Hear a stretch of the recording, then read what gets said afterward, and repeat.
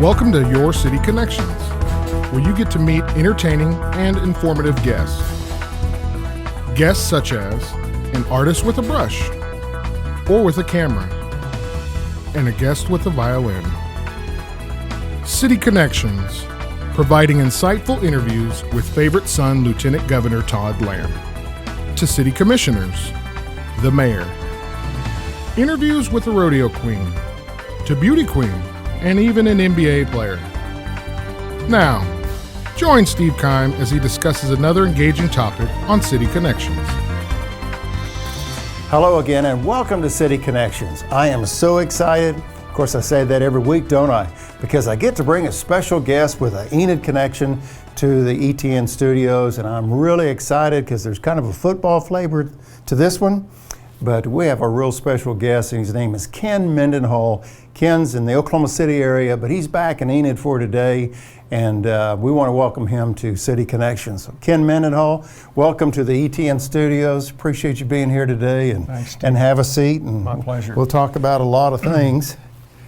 Right off the bat, and people are watching this and go, man, Ken looks pretty good. I wonder how old he is, because they may not have seen you for a while. Yeah. Tell us about your Enid connection. I know that you were part of the state high school championship football teams back in the 60s, but how did you end up in Enid?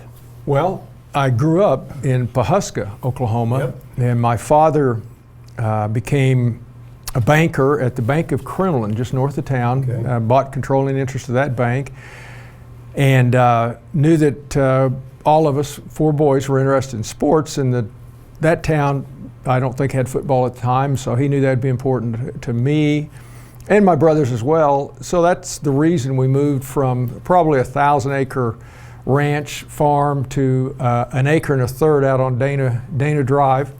So it was quite a transition. That was before my sophomore year in high school. So my first year in Enid was that sophomore year at Enid High School. So it was a big change, big switch. And of course, you know, I love football, and it was a magical place during that period of time. Who could have known the type of teams we would have? Although they had good football, they weren't having state championship teams, and so there was that run in there that was terrific. And that was 3 years in a row, right? It was 3 years in a row. I was a part of 2 years, my junior year. In fact, my sophomore year, I didn't make the varsity. It was really disappointing to me because, you know, to be on the B team, we had a B team schedule, but no sophomore out of my class made the varsity. And then the next year, myself and Kurt France were the only two juniors that started on that first state championship team.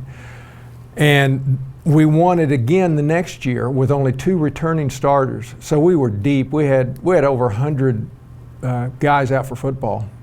And so I didn't make the varsity my first year, but the next year was worth it. Well, that's a great success story, and I doubt if too many individuals know that Ken Mendenhall didn't even make the team that first year.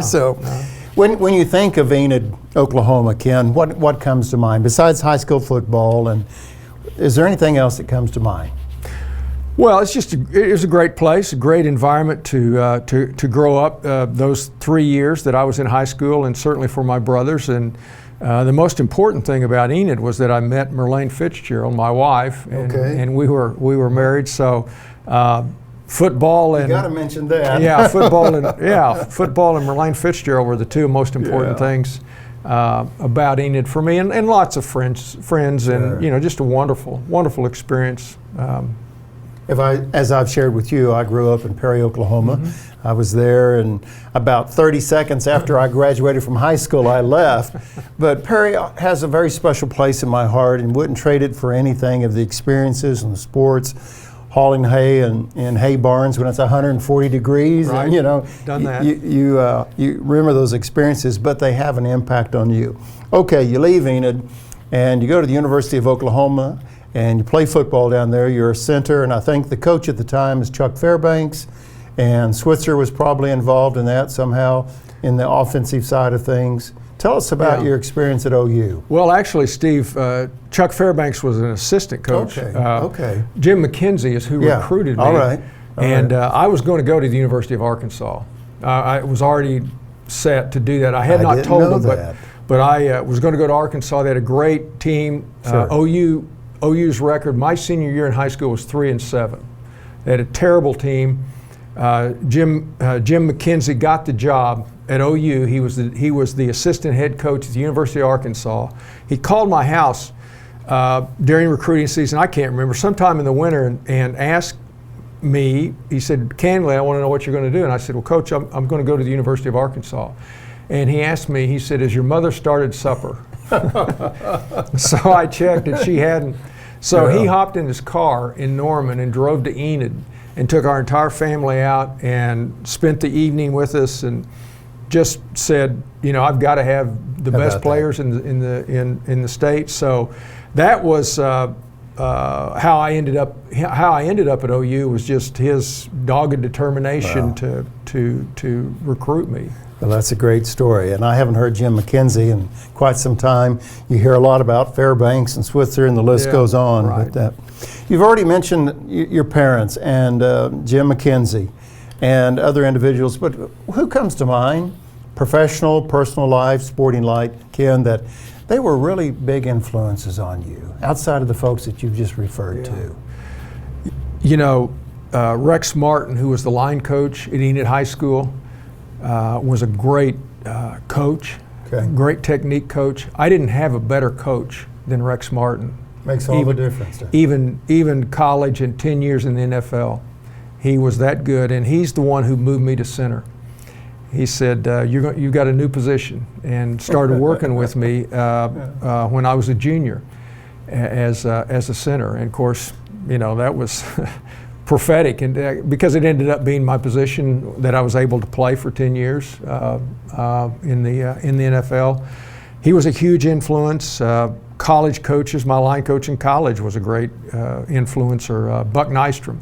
I thought I was tough physically and mentally till I met Buck Nystrom, and so that was had a great impact on me. Certainly, teammates had great impact. When I think about the influence, Bob Vogel, who was a 4-time All-Pro with the Colts. My wife persuaded me to start attending the team Bible study. I didn't know any NFL teams had a Bible study, and I had a lot of excuses, but Bob Vogel was leading that group, and he was a remarkable guy, both as a player and then as an individual. So those are three that just jump out, come to mind. 2 coaches and one player.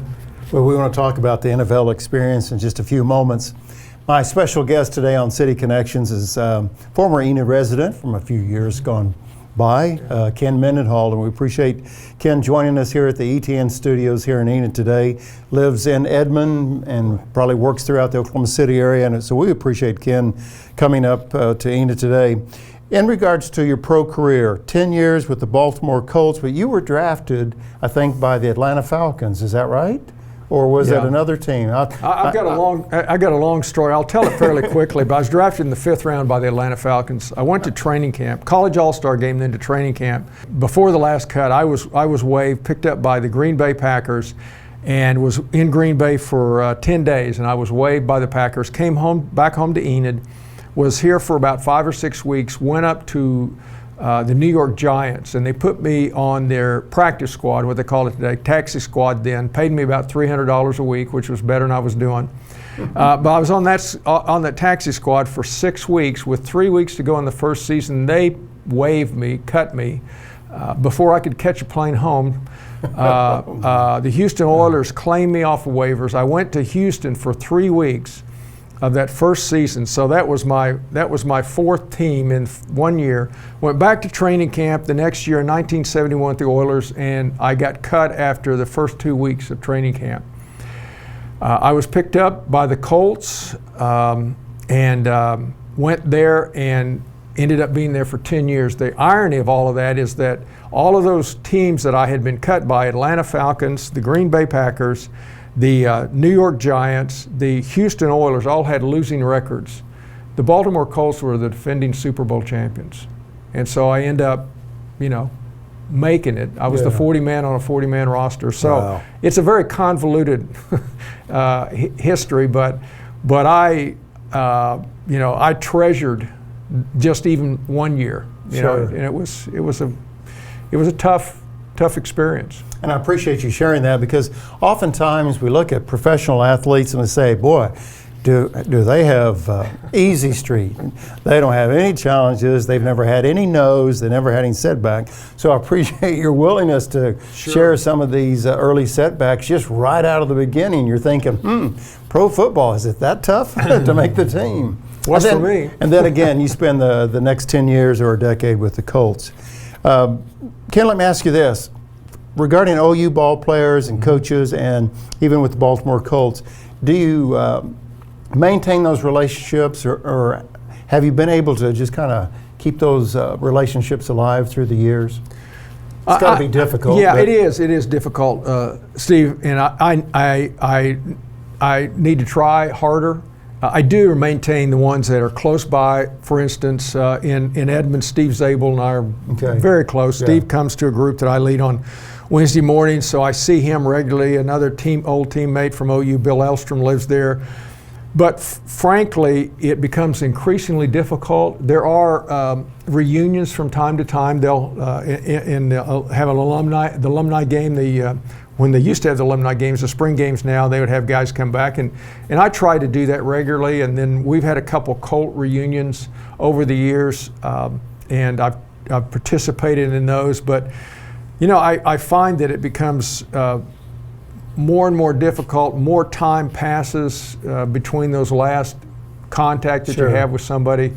But it's important to do that, and it's a challenge, because for one, particularly with guys from the NFL, they're everywhere, scattered. So nobody's really close by. And I think we all can relate that the busyness of life can get in the way, especially if you're a grandparent and you're keeping up with family. You kind of want to keep up with your extended family, but it'd be difficult to do so. Well, Ken, we need to talk pro football a little bit more, but we also want to talk about the ministry that you've been involved in, and we want to do that here in just a few moments. Again, thank you for staying with us on City Connections. Our special guest is Ken Mendenhall, and we'll have more with Ken right after this.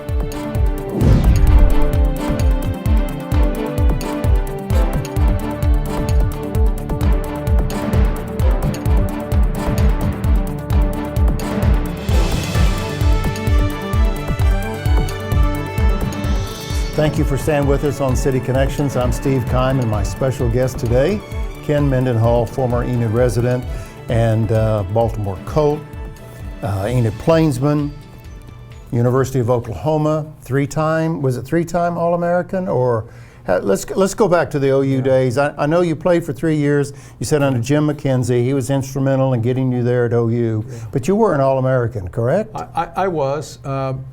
There's a lot of All-American teams, and hardly anybody makes all of them, but to make any of them will give you that designation. I was actually named to one All-American team my junior year and a couple my senior year. Actually, Jim McKenzie died tragically my freshman year during spring practice. And of course, freshmen were not eligible, so I didn't actually play for Coach McKenzie. He only coached that 1 year in 1966 team. Then in the spring after his death, Chuck Fairbanks was named head coach immediately. So 67 was a fabulous year. We won the Big Eight. Were selected, picked 5th or 6th, and went almost undefeated. We were beaten by Texas 9-7. Or else we would have had an undefeated season. We beat Tennessee in the Orange Bowl. They were number 2 in the nation. So we were a field goal away from a perfect season and being picked as 5th in the Big Eight. So it was a wonderful year. We were Orange Bowl champions, and then the next year we'd lost so many outstanding players, particularly on defense. I think we went 7-3, but we tied for the Big Eight championship with the University of Kansas. Actually had beaten them, but could not go back to the Orange Bowl because they had the non-repeat in effect. And Then my senior year, we were 6-4, really disappointing because of all the talent we felt that we had. We ended up with 3 number 1 round draft choices. So that was my career. It was, it was wonderful. I'm so glad that I went to the University of Oklahoma. It was a great experience, great friendships that are in place even today, and so it was the right place for me. Well, as a kid growing up in Oklahoma, I remember your experience. You're playing those games, but as a kid, I'm kind of watching those things. But throughout my professional career, I've had the opportunity to develop a relationship for quite some time with Coach Switzer and Steve Owens, a few other individuals, and so I really enjoy for them to kind of relive some of those experiences, because I relive it in a totally different way. Sure. Basically, either being in the stands or watching it on television. Well, let's go back to pro football for a little bit before we talk about your ministry work. Besides money, Ken, what would you say, compare pro football in your day to today? What would be, besides the salaries, what would you sense that are some of the differences, saying, wow, we never had that? Yeah, one of the things I would sense is that there was not this awareness of the injuries. Okay. If you got knocked loopy or even knocked out, they'd bring out what was called an ammonia tablet, and they would break it under your nose. I've met a couple of those. Yeah, and if that you didn't respond to that, and I can't imagine anybody that wouldn't respond to having that in your nostrils, then you were considered to be, in bad shape, and you get off the field. So the degree of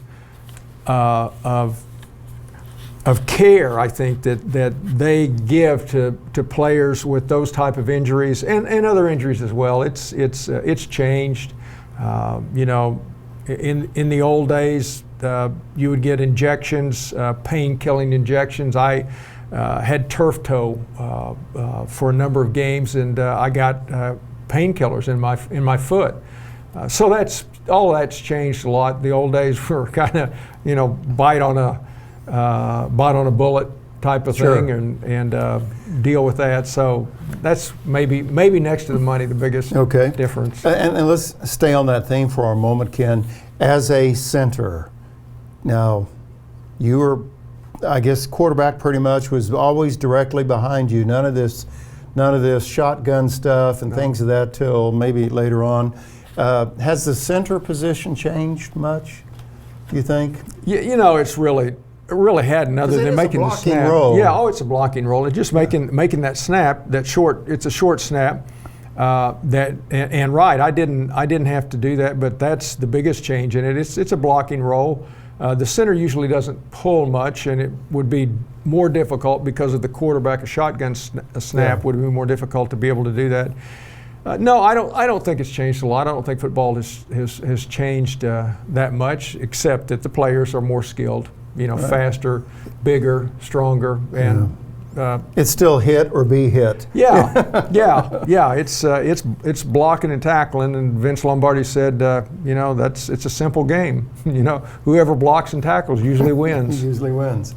Well, one of the key reasons I wanted to visit with you today is learn more about Ken Mendenhall and what you're involved in today and what you've been involved in for a number of years. Yeah.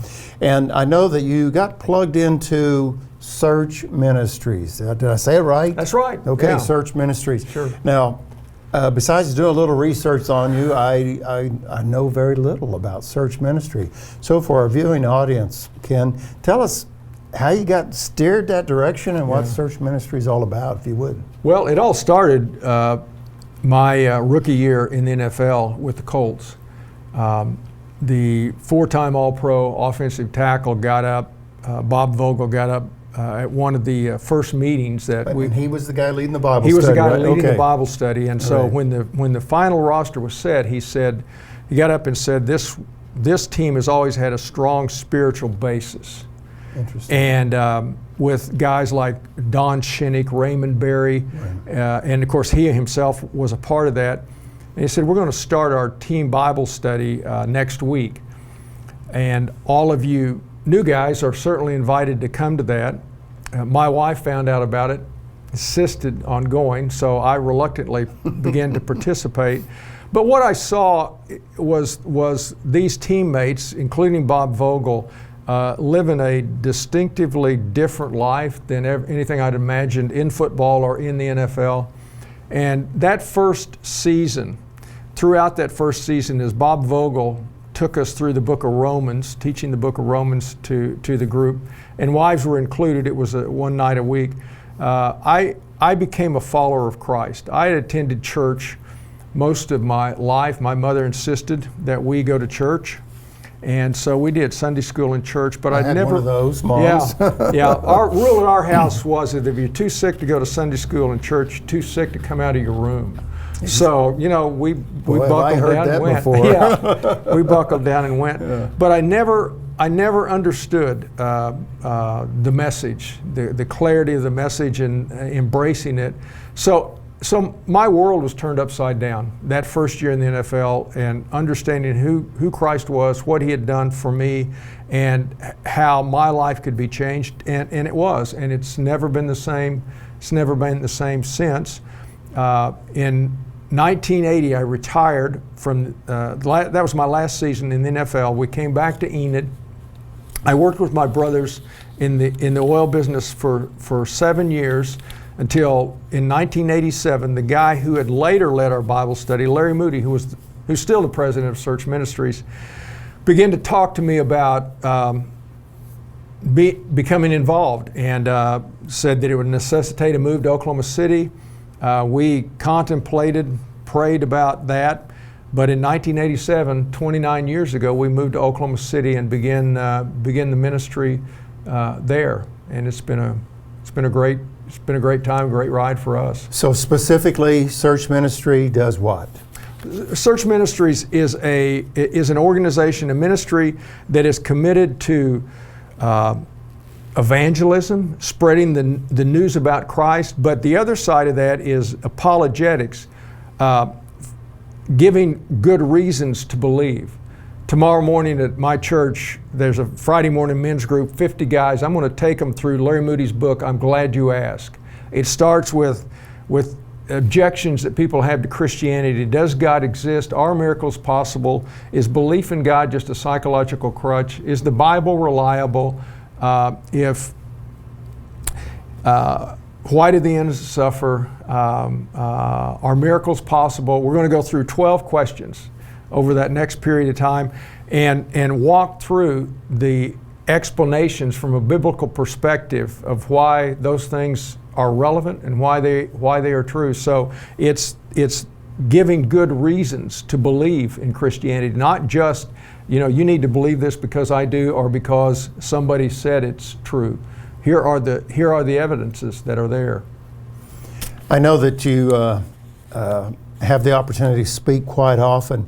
If somebody's watching our show today and they said, that Ken Mendenhall, that's an interesting story, I'd like to hear more about that, or even about the ministry work that you're involved in. Yeah. How do they reach you, Ken? What's the best way to do that? Steve, I just Google. Okay. That's always the easiest, and you can trust search. Everything that you see on Google. Yeah, you trust it all. It's and that's has my contact information with search and phone numbers and emails, addresses. And what is a good phone number that you could share with us so that we have it on tape? My office phone number in Oklahoma City is, of course, 405-232-1650, and that's our office at 4th and Broadway in Oklahoma City. Okay. Well, Ken, I am out of all of my official questions for you. You don't get to come back to Enid that much, but no. You have an Enid audience right now watching you. Is there anything that you'd like to share in closing with maybe family, friends that haven't seen you or heard from you for a while, and maybe they didn't come to the football reunion game the other night, but I wanted to give you this opportunity just to speak your heart to the Enid folks. Well, Enid is a very dear place to me in a lot of different ways, and certainly the people are at the heart of that. The people that we know here, the people that we were involved in, both in church and in other environments, and then our history all the way back. Of course, my wife grew up as a native, and so it's a rich place for us that we enjoyed, and it was a fabulous ride. And I'm just grateful to have been here during those high school years, and subsequent to that, we also lived in Enid till 1987 when we moved to Edmond, actually, to begin the work of Search there. But Enid has a fond place in my heart, and it was a rich experience. And I know people that are watching today, they have fond memories as well of Mendenhalls and maybe your involvement in school and really what you've done with your personal and professional life. I'm sure there's people who say, I knew he would turn out to be a good old boy or something like that. Or just the opposite, yeah. Boy, what a surprise. I didn't think he would ever make it, but look how he ended up. Right. Ken, thank you so much. Thanks, Blessings to you. I appreciate you. I know you have a hectic schedule there in the city, and thank you for coming to Enid today to be with us. And you're certainly welcome to come back to the Television Network studios and visit with us. Anything new that's happening, come back and keep us updated, because I know there's a lot of Enid folks want to find out about Ken Mendenhall. So, thanks, Steve. It's been my pleasure. Okay, thanks again. And thank you for being with us on City Connections. Appreciate you taking time to watch us today. And as I always say, I look forward to next time, because we'll find somebody that has that Enid connection, and we'll bring them back to the ETN studios, and we'll share their story with you. So again, thank you for being with us today. Until next time, I'm Steve Keim, and make it a great day.